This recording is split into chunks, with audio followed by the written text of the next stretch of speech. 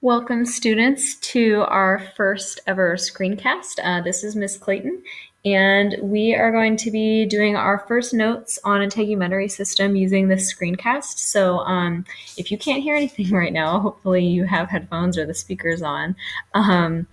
You need your pink notes that you have that go in your notebook, and as we go through, we're going to fill those out. We'll see how this goes, and we might use these again in the future.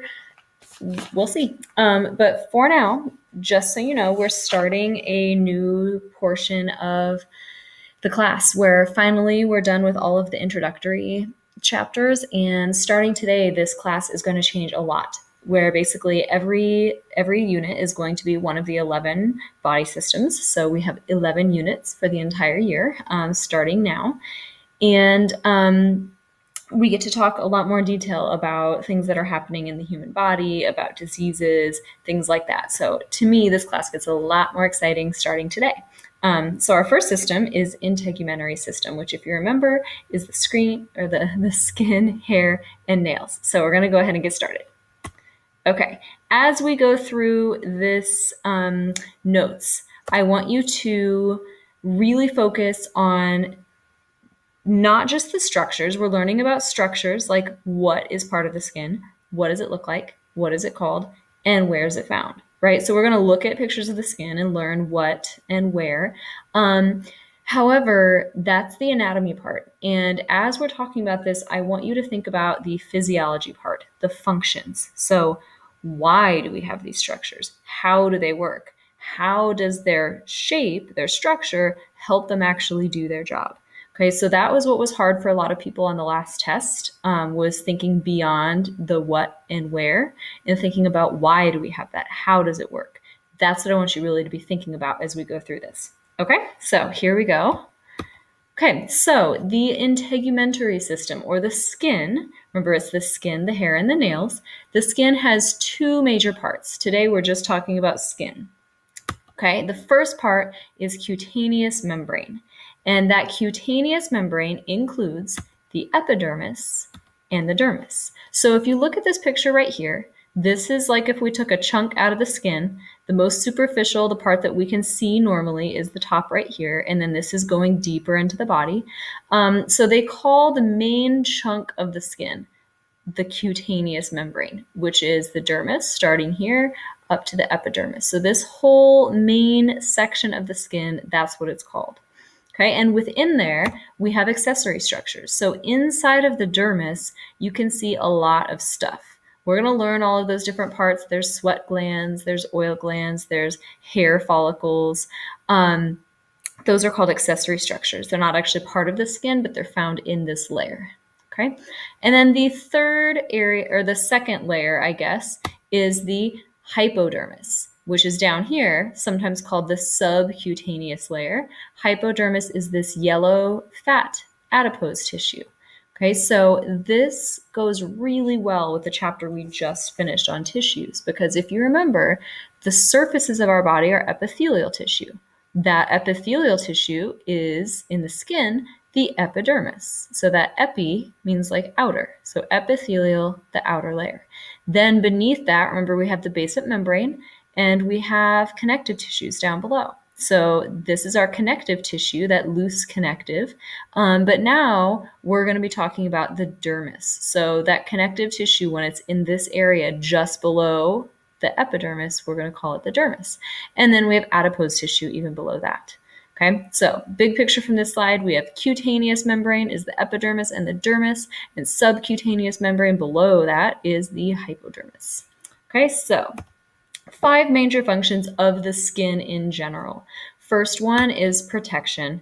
It protects us, it forms a barrier. You can see this picture here where it's saying harmful substances like viruses, bacteria are unable to get into the body because it's blocked by the skin. And remember, that skin is made up of stratified squamous epithelial tissue. So remember how the cells are all flat at the top, many, many layers.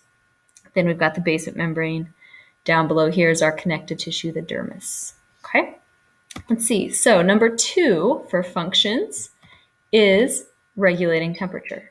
So When we're really hot, we need to cool down, or we're very cold and we're trying to warm up. Our skin, our integumentary system, is going to work really hard to do that for us. So, if you're hot on a hot day or exercising, we sweat um, to cool down through evaporation. If I look at this picture here, here's a sweat gland. It's found in the dermis. It actually makes sweat. And then that sweat goes through this duct or tube all the way up onto the surface of the skin. And when it evaporates, that cools us off. Or we've all been cold before, experienced goosebumps like this person on the beach over here. What happens when you actually get goosebumps is there's this little muscle right here that actually contracts, just like a muscle in your arm or somewhere would. And when it contracts, it forces this hair to stand straight up.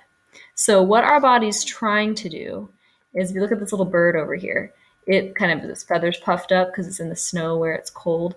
Animals will tend to do that, where they'll fluff up their fur, puff up their feathers. They're trying to stay warm, and they do that by they're trapping more air within their fur or their feathers, kind of like what happens when we wear a puffy coat is helping trap more air. So the goosebumps, that's our body, it's evolutionary. It's our body's attempt to try to fluff up all the little hairs on our body, and it's trying to keep us warm. So it doesn't work very well, but it's at least an attempt to help regulate our temperature. But definitely sweating definitely does help cool us down. Okay, the last thing for this slide, I want you to write this off to the side, is thermoregulation. Okay, that's what this is. So you might see phrases in the future in this chapter that says thermoregulation. That just means regulating. Thermo is temperature. So regulation of temperature, keeping us at 98.6 degrees, is also called thermoregulation. Okay, so major function number 3 is our skin makes nutrients and stores nutrients, which this is pretty surprising to a lot of people. We'll talk about vitamin D, which you might have heard of. That's actually synthesized or made in the epidermis. And add this part, there's a typo on your notes. It should say the hypodermis stores adipose. Okay, so the epidermis up on the top is the one that makes vitamin D, and then you can see all this fat down here in the hypodermis that's going to store energy. Okay, but vitamin D, the sunshine vitamin, we produce it, we're able to produce it when we have sunlight and when our epidermis can absorb some sunlight. So we'll talk about that. The sun is not all bad. On Friday, we're actually talking about sunscreen and the importance of protecting our skin, but we're also talking about the good side of the sun, which is needed to make vitamin D. Okay, so function number 4 is sensory reception, which means our sense of touch. So if you want to put that in parentheses, do that. But we have different sensors. We're going to get into a little bit of detail this chapter, but if you look at this picture, there's a lot of different kinds. We're not going to learn the names of all of these, but if you just notice, some of them are specialized to feel hot or cold. Some of them are specialized just for general touch. Some might be for pain. We have pain sensors or receptors. And some might be for pressure. So that's deeper in the body. You'd have to feel pressure from up above on that one. So our sense of touch is within, you can see all these receptors found within the dermis that are branching up to the epidermis where we can actually feel. Okay, so number 5. The last one is actually kind of two similar functions called excretion and secretion. Okay, so they are different from each other. Some glands will excrete or get rid of things like salts, water, extra wastes that we don't need. Other cells will secrete things that our body makes, which is like sweat and oil. So I have this picture of Michael Jordan up here because sweat is a secretion. Okay, so there is not a space for this next part right here in your notes necessarily, but I want you to write it in the blank space off to the right. Anywhere on your notes you can find, you need to write these down because these are two terms you do need to know. Okay, so right now, find a spot. I want you to write in excretion. What that means is getting rid of extra material. So think excretion is extra. Extra material, wastes, things we don't need. Okay, that could be things like extra salts, extra water, wastes, maybe some toxins, certain molecules we can excrete, but we're getting rid of things the body does not want. It's extra.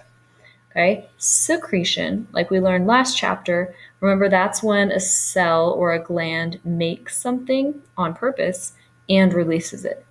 So examples of that would be like sweat. Where sweat, our body wants sweat. It wants to make that so it can help us cool down. It's not a waste product. So sweat would be a secretion because our body's making it on purpose for a use, right? Same thing with oil. We're going to talk about oil on our skin. Our body needs that actually. So it's a secretion. It produces the oil and releases it onto our skin. Okay, so some examples here. We have human waste is an example of an excretion. So like urine or feces would both be examples of excretions. They're waste. We're getting rid of extra materials we don't need. Whereas secretion would be like sweat or oil. Okay. All right, so if you don't have those written in, pause the video right here, write them down because you do need to know the difference of those two words. Okay. So moving on, today we're going to talk only about this teeny tiny, very top layer called the epidermis. So if you look at all of the skin, most of the things to learn about are in here in the dermis. Today we're only talking about the very skinniest, topmost layer. Okay, it's our epithelial tissue. Remember, you can see the basement membrane right here. So we're talking about epithelial only, and we're stopping today at the basement membrane. Down below there is the connective. We're not talking about that today. We're only talking about the top layer. Okay, so that very top layer, the epidermis. Remember from last chapter, it's stratified squamous epithelial tissue, meaning many, many layers, and those cells are very flat on top, right? Okay, so the epidermis, which is made of epithelial tissue, there are two types, and every person has both types. We have thick skin and we have thin skin. And the thick skin is found only in two places on your body: the bottom of your feet, the soles of your feet, and the palms of your hands. The two places that are most at risk for getting scraped or injured, especially if we're walking barefoot, for example. So we have an extra layer of skin there. We have 5 layers in the thick skin, where thin skin is the rest of our body. And it's just thin compared to the skin on our feet and our hands.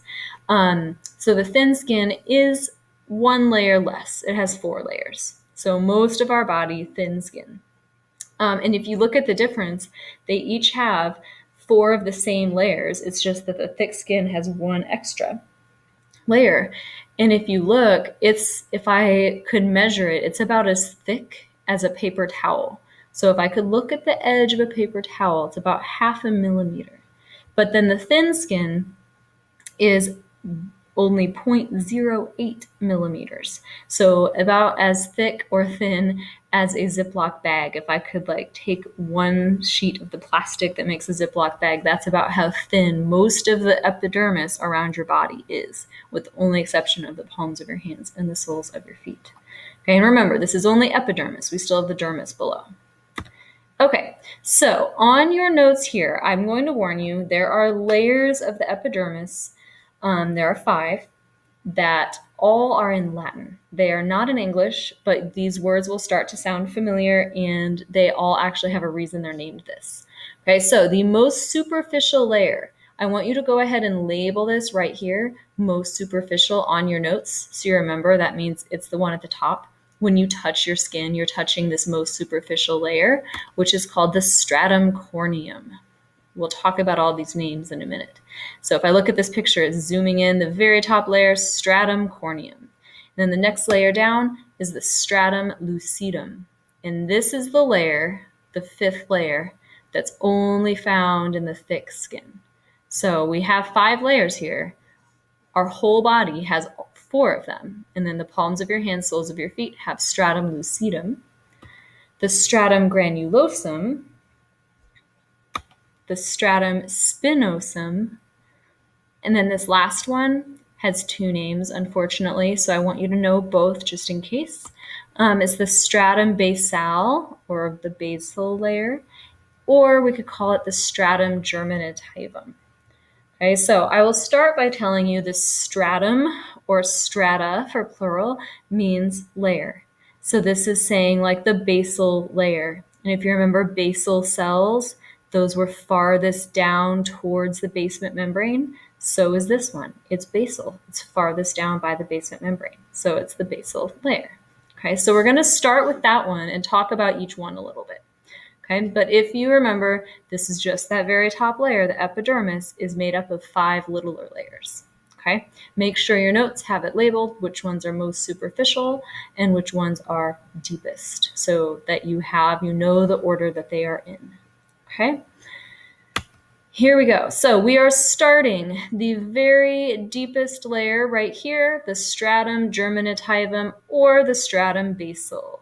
Okay, so these are all of our basal cells that are touching the basement membrane. That's our basal layer. Here we go.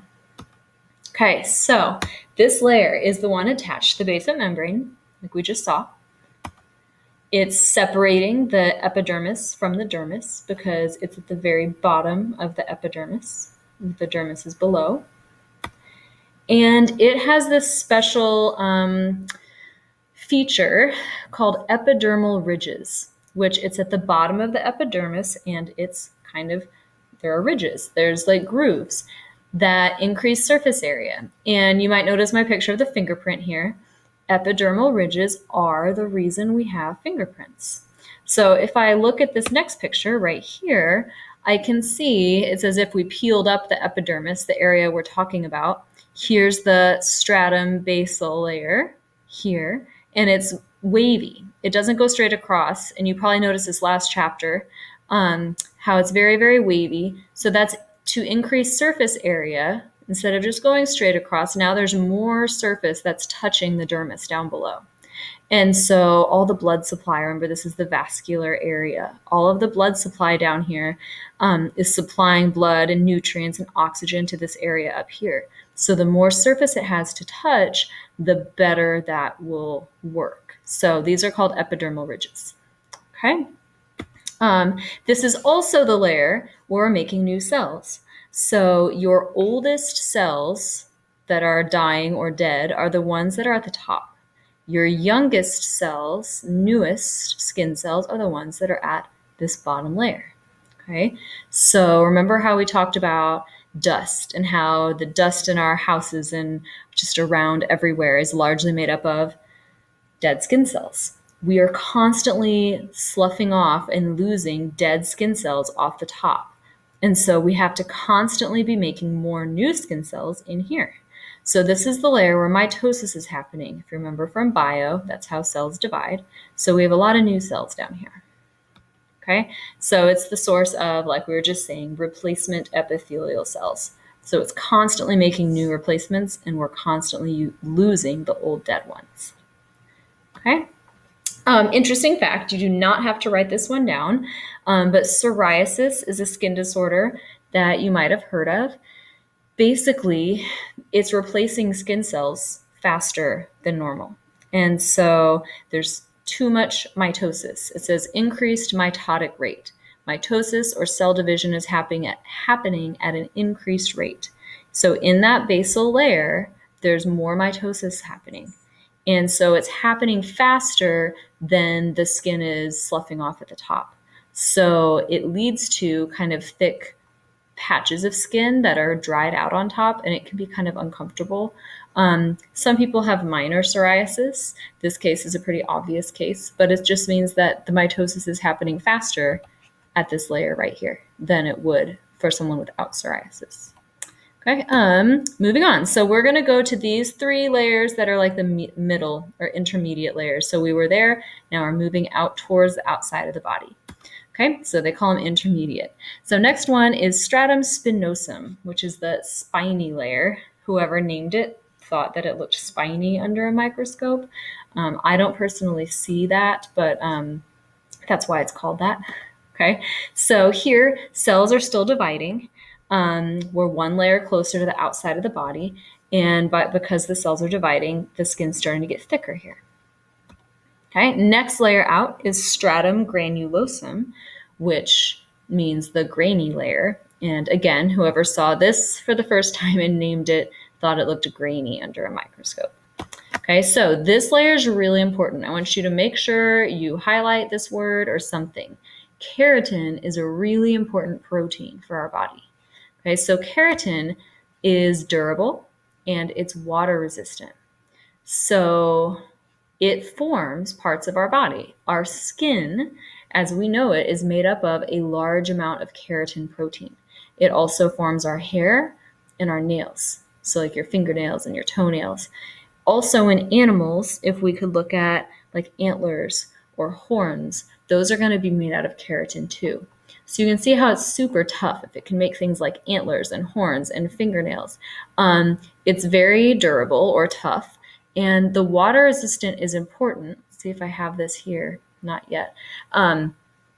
But the water resistance helps prevent bacteria from growing because bacteria like really moist environments. So by having keratin, our skin is drier and less good of a place for bacteria to grow. Okay, but I put this here because you might see on certain like hair products, like this is a hair conditioner, or sometimes even on skin products, you might see things that say keratin. So this is advertising that this conditioner supposedly has keratin proteins in it that it says will strengthen the hair. So it could potentially because the keratin is a durable protein, and that's what our hair is made out of. Okay, next one is stratum lucidum, which lucidum means clear. It's a clear layer. And remember, this is that layer, that fifth layer that's only found in thick skin on the palms of our hands and the soles of our feet. Here is where the cells are starting to get flat. So if you remember from last chapter, remember that stratified squamous tissue, how the cells are really flat on top? Now we're getting close to the top and those cells are starting to get flat. Okay, and because the layer below it made keratin, there's a lot of keratin at this layer at this point. So as the skin's moving up towards the top, it's getting more and more keratin. All right, so this is our last layer. It's a really tall layer. We're at the top. Next, we'll just have the surface of the skin. So this is the top layer, stratum corneum. Okay, so here we go, the most superficial layer. And it has lots of layers of stratified squamous cells. There's 15 to 30 layers, and they're flattened and they're dead. So remember, stratified squamous, at the bottom, they didn't really look flat. But now they're all squished and flattened out and they have died. So we have these dead cells on top that are flat, that are constantly falling off. Okay, lots of layers of them. You can cross off the word many. That shouldn't be there. And this top layer has a ton of keratin. It's called keratinized, meaning it has built up a lot of keratin, and that also could be called, also known as cornified. So that's why it's named stratum corneum, because it's cornified, which means it's built up a bunch of keratin. Okay, so this is what's happened if you've ever had a callus of some kind, like whether it's on your foot, if you wear certain kind of shoes, or from some kind of sports or athletic activity, or this picture is if you play a string instrument like a violin or a guitar. At first, when you're playing, it really hurts the fingers, like they get very sensitive. But over time, we build up a callus, which just means we're building up a lot of this stratum corneum. We're building up a lot of skin that's very keratinized, so it's very, very tough. Okay, this next picture, I think that, oh, here we go. So this layer is a dry layer. It's unsuitable for growth of bacteria, microorganisms, and things. Okay, so now I think my next picture is going to be of a foot that shows you, yep, a callus right here. A lot of people get calluses in this general area of their foot. So there's a lot of that cornified, lots of keratin top layer of dead skin cells. And then also, a lot of times older people will get something called a corn, which is the same kind of idea where it's just a buildup of this extra top layers of dead skin that's very cornified with lots of keratin. Okay, so this is the last part. It takes 2 to 4 weeks total from the day that a new cell is made from mitosis, and then it gets pushed up slowly as more new cells are made. It takes 2 to 4 weeks for it to get all the way up to here. Okay. So we could say technically that then about every month or so, you have all new skin. So that's kind of crazy to think about because we don't like shed our skin like a snake, but we are shedding our skin all the time and we get new skin from, every 2 to 4 weeks. So every month we have new skin.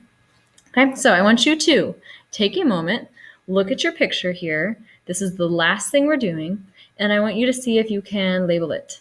So I'm going to start. I'll tell you this bottom one is the dermis. So we have the connective tissue dermis down below, and then we have a basement membrane, and above that is going to be our layers. So I'm going to just pause talking for a minute, and I want you to see if you can fill them in. You can even pause the video if you need more time.